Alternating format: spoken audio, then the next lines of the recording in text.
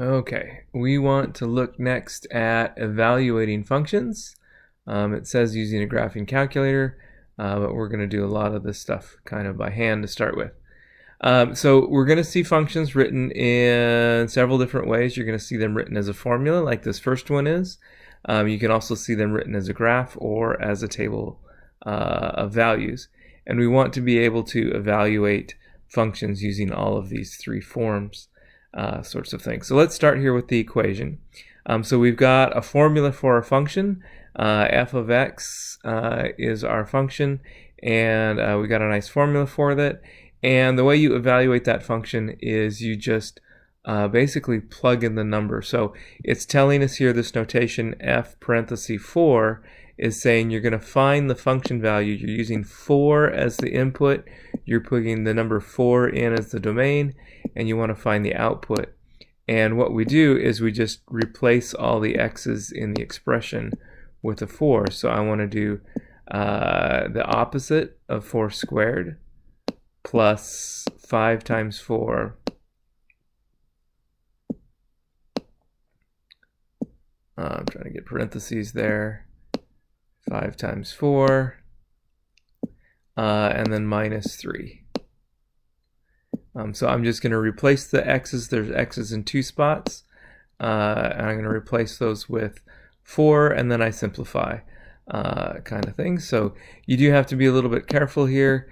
The negative is outside the square. So you're going to do 4 times 4 is going to give you 16, and then you're going to make that negative. It's not a negative 4 times a negative 4. It's going to end up with a negative 16 there. And then 4 times 5 is 20, so plus 20.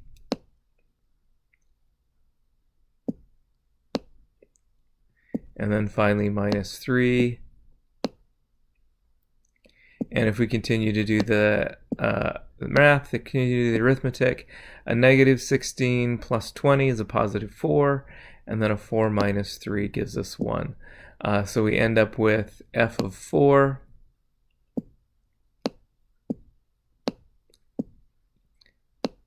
you write it out, f parenthesis 4 equals 1. And this is not multiplication there. It's not f times 4. It's f of 4. It's the way that we use the notation. When we look at that the input for our function, we get a nice summary here where we're saying that if you use 4 as the input for your function, you'll get out 1 as the range, that the number 4 in the domain is being associated with the number 1 in the range. The f is the name of our function, that if we want to sometimes have, we're going to look at a couple more here. We have a couple different functions at once, and we'll give them different names. And then, this whole piece, this f of 4, represents the output. And of course it's equal to 1, so the output is also equal to 1. All right, so f of 0, we're going to do the same thing. We're going to put in 0 for x. So it would be the opposite of 0 squared. 0 squared. Come on, trackpad, do what I want you to do. 0 squared, that squared should be outside the parenthesis, but it doesn't matter too much because it's still going to be 0 plus 5 times 0. And then minus 3. And so that would give us a total of negative 3. So f of 0 would be negative 3. And then f of negative 2, I'm going to do the same kind of thing again. I'm going to replace all the x's with negative 2. So I'm going to have negative 2 squared plus 5 times negative 2 minus 3. And then there is still that negative sign. Don't forget this negative sign that's outside the squaring there. That's an easy thing to forget. So I'm going to have a negative 2 times a negative 2, which is a positive 4. But then I have that negative that's still outside the squaring. And then 5 times negative 2 is a minus 10. and then minus 3, so it looks like that would be negative 17 is the total. F of negative 2 would equal negative 17 in there. All right, so when x is negative 2, if you take the number 2 in the domain, it's being associated with the number negative 17. All right, let's scroll down and look at a graph. So here is the graph of a function. And we're supposed to find the function values. So the first one we're asking to find f of 0. 0 is your input. You're looking at 0 as the input, 0 as your x value. On our graph, our convention is the domain is run on the x-axis, the range is on the y-axis. And so when x is equal to 0, I'm going to go up here and look at the function value, and it looks like that's maybe hard to see. So let me see if I can make that bigger. Can I make that bigger without? Oh yeah, there we are. Nice and big. Okay, so f of 0, I'm going to say, well, when x is equal to 0, I'm looking at here right on the y-axis, and it looks like my graph is intersecting here at a y value of 3, and so I'm going to get that f of 0 is equal to 3. And f of 2, now I'm looking at 2 as the input, 2 as the x value. Go back to that thing I'm doing red. That's all right. Red contrasts nicely. F of 2, I'm going to come down here and look and say, well, what's the corresponding value on our graph? The corresponding value on our graph is negative 3. So f of 2 would be negative 3 in there as well. When you use 2 as the input, you should get out negative 3. And I'm reading that off the graph by looking at 2 on the x-axis and finding the corresponding y value. Now this last one is a little different. You're looking at when is f of x equal to negative 3. So f of x equals negative 3. F of x equals negative 3. This would be the output, the y value. So now I'm going to look at a y value of negative 3 on the y-axis, and I want to look at what x values are associated with that. Well, we've already got one here at 2. We're going to get x equals 2 as one of our possible values. That's a 2, positive 2 there. But there's also a value over here at negative 1. So you're also going to get x equals negative 1. Or at positive 3, you've got a y value here of negative 3 as well. All right, so that's okay. It's still going to be a function, but when you're looking at f of x equals some value, that negative 3 is the y value, and you want to kind of work backwards and find all the x's associated with it. So it's at 2, it's an input. When it's on the inside here, it's an x value, and when it's on the outside out here, it's a y value. So f of 0 equals 3. We're looking at when x is 0, what's the y value? The y value would be 3 there. Okay. So you're looking at the input, you're looking at the range there. All right, here's a bunch more. Let me make this bigger as well. Easier for you all to read. Probably going to be pretty small on this video. Hopefully that's a little bit better. So we've got functions now. We've got two functions. We've got an f of x and a g of x. The f function's on top, the g of x is on the bottom. But it's just described in a table instead of a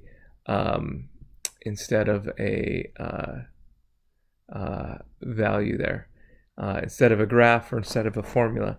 So when x is equal to 2, the first one is asking what is f of 2. So I'm going to go to my f table here, my f table, and I'm going to look for an x value of 2. And when I have an x value of 2, f of 2, the output is going to be 7. So f of 2 would be 7. F of 0, so I'm going to go find here's the 0. and it corresponds to a 3. So f of 0 is equal to 3. Oh, come on, type. F of 0 is equal to 3. And then f of 3, going backwards, is 0. So I'm going up here finding the 3 and saying, well, the 3 is associated with the 0. So 3 is in the domain, 0 would be in the range in there. All right, now, we got this one here. It's backwards. The output here, again, is 2. So now I'm going to reverse that process. I'm going to say, well, where in that f function is my y value by output 2? Well, it's here, and that's going to happen at x equals 4. Note that we don't use that nice notation. We have to kind of write out a separate thing, x equals 4, again, because we can't use that nice notation. Or I guess we could say f of 4 equals 2, but that 4 goes on the inside there. That if we use 4 as the input, we get out 2 as the output. When is f of x equal to 3? It looks like x equals 0 or x equals 5. Looking up there at the table, I'm seeing two values there of 3 on the y value. Eraser, please. It's going to clean up some of this mess in here. I'm looking here at a y value of 3. And so I'm looking down here at the y values, the f of x, the outputs. I'm looking for 3 in the output, and I have two x's where the output is 3.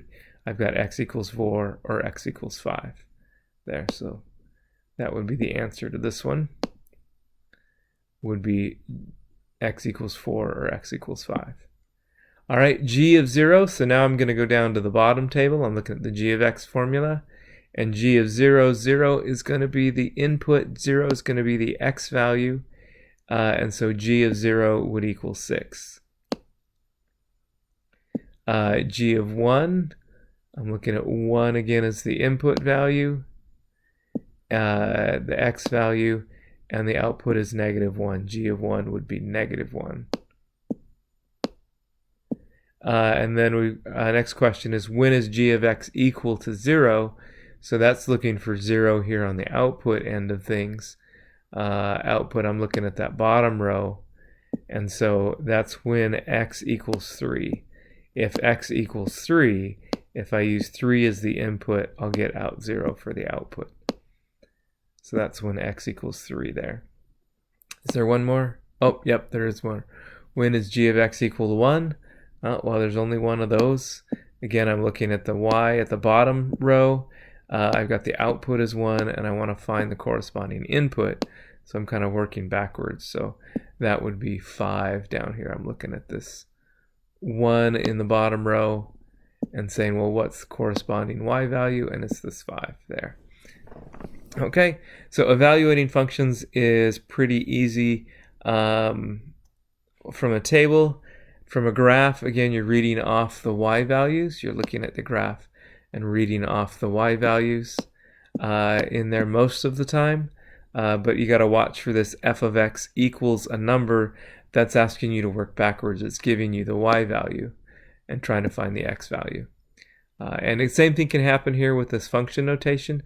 With the formulas, sometimes you have to work backwards and solve the formulas rather than evaluate, rather than plug in a number. Of course, when you've got a nice formula like this, you can do it on your graphing calculator. Let me flip over to my graphing calculator. You can make it do, you can just do all the math that you want on there. So if I was looking at, let me jump back here real quick. I'm pretty sure you're looking at my calculator. Let me jump back here real quick. Whoops, that's the wrong thing. There's the right thing. I'm looking at minus, so if I want to do maybe this -2 one, I want to do the opposite of parenthesis -2 squared. And if I want to do it exactly as it was plus 5 times parenthesis -2, and then subtract 3 was the value, that was what we were trying to formulate. Let me just jump over there really quick. We're doing the opposite of negative 2 squared plus 5 times negative 2, and then subtract 3. And the TI calculator does distinguish, I don't know if you can see it here, there is a difference between the subtraction key and the negative key in there. And it does show up on the screen. You can see that the negative key is like 1 pixel higher and 1 or 2 pixels shorter in there. And it will give you the wrong answer. Or it'll give you a syntax error if you frequently if you use the negative, if you use a minus sign when you should be using a negative in there. So it's a little bit irritating, but it does give us the same answer of negative 17 in there. All right, so we can do those things on our calculator. You do have to be careful with the negative signs in there, the difference between the negative and the subtraction. I'll type them next to each other, and that way you can see it a little better. There is a difference between the negative and the subtraction key. You do need to use the exponents when you're squaring things in there, so be careful with that. You're doing the parentheses, that you're capturing the exponent, because if you do just like negative 2 and then the squared button, you're not capturing the 2. You're just doing 2 times 2 and then making the answer negative. That's why the calculator is giving you negative 4. But if you want to do negative 2 times negative 2, you do have to put it in parentheses. So be careful with those parentheses. Make sure, and the negatives, it's really easy to forget to put one in the wrong spot. Easy to put one in the wrong spot in there when you're doing that. All right, and so what we're working towards here, jump back to my notes here, is we're trying to develop a toolkit of functions. We're going to look at, through this course, different types of functions and develop a sort of generalization so that you can say, well, this function, you can classify your function. So this function fits into this category. It's a quadratic function. I know its graph is always going to be a parabola, and you've got some basic space on it. So, or you've got different types of functions. We're going to develop a toolkit of functions as we go along. There's a couple that you probably already know that we should be familiar with. There is the like the constant function. Actually, let me write it out. Let me type it, because that way you can read that a little bit better. We'll do text. We'll do home. We'll make our font here 16 or 18 or something, and we'll talk about the constant function.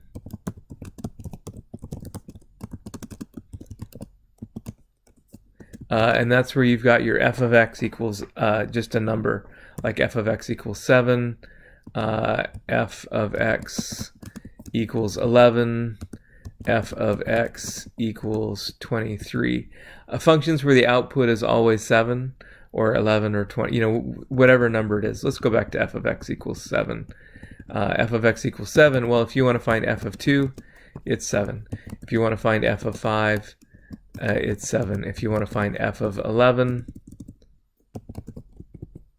oh, you're capitalizing my f's because I hit the capital thing. F of 11, it should be 7.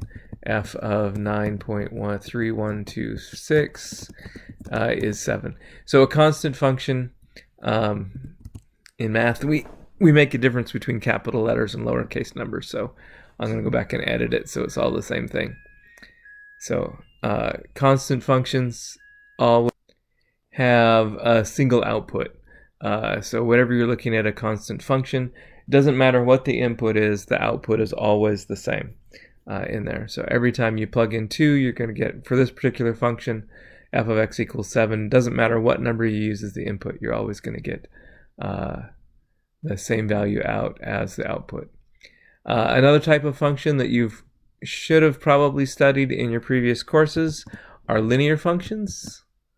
You changed my font again. I want to stay with that big font. Linear functions. You probably saw them in the context of y equals mx plus b is the standard equation for a line. We're going to get a little bit fancy. We're going to say f of x equals mx plus b. But that's the same sort of thing of a linear function.